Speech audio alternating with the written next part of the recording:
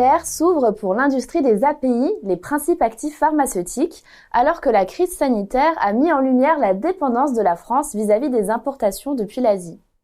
Non seulement des projets emblématiques de relocalisation voient le jour, mais de vastes programmes d'investissement ont également été engagés dans les usines de plusieurs leaders. C'est le cas chez Auril Industries, filiale du groupe Servier, ou de Séquence selon la dernière étude Xerfi Precepta intitulée « Les nouveaux défis de l'industrie des principes actifs pharmaceutiques ». Une étude qui est au-delà d'un état des lieux de l'outil de production présent en France et analyse de façon détaillée les mutations de la demande ou encore l'évolution des aides publiques.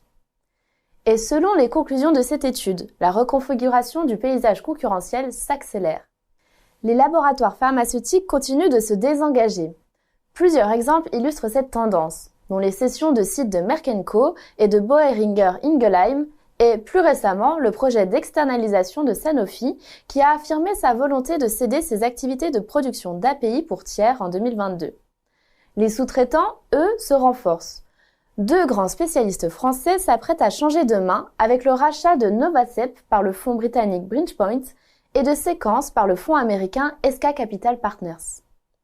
Alors que la crise a remis la question de la souveraineté sanitaire de la France au centre du jeu, quel sera le réel impact des ambitions des pouvoirs publics en termes de relocalisation des productions des principes actifs?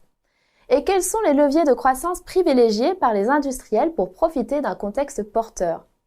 Dans cette nouvelle étude, les experts de Xerfi passent au crible les priorités stratégiques des industriels et leurs principaux leviers de croissance. Alors que certains se focalisent sur une stratégie de spécialisation, d'autres misent sur une logique d'offre globale. Au-delà de cette question cruciale de positionnement, l'étude analyse plusieurs chantiers structurants, comme l'intégration de la chaîne de production, mais aussi les investissements dans les technologies clés.